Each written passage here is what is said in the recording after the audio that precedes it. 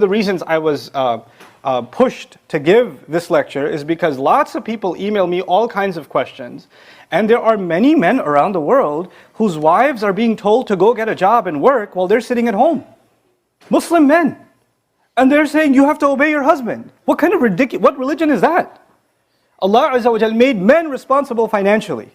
And they can't even say, you have to go and we're having a hard time, you need to earn this or that. Look, if there's a desperate situation and a wife decides to go get a job and support financially or do on her own, that's a voluntary thing she's doing that she cannot be told to do.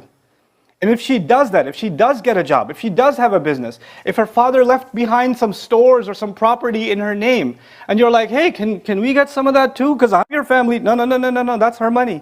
You can't touch it.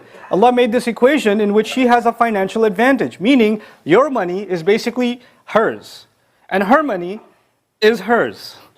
And you can't look at it. You can't keep your eye on it. You can't say, whatever happened to that? What happened to that jewelry? What happened to that? No, that's not yours to touch. That's not yours to touch. And whatever you gave her, like you say, hey, on our 10th anniversary, I'm going to give you this car. That once you gave her the car, it's her car. It's her. You can't even take the keys and say, I'm going. No, you got to get her permission. And she better give it on her own good free will. No pressure, not even unspoken pressure that you can touch that car. Because you gave it up. It's done.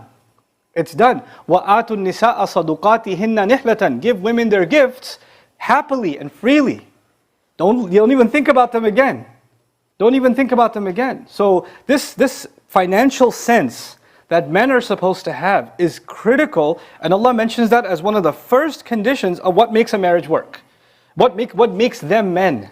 الرجال قوامون على النساء بما فضل الله بعضهم على بعض وبما أنفقوا من أموالهم. When they take that kind of responsibility, where the wife doesn't have to ask, hey, we don't have food for groceries, we don't have money for groceries, we don't have this, I gotta give you again.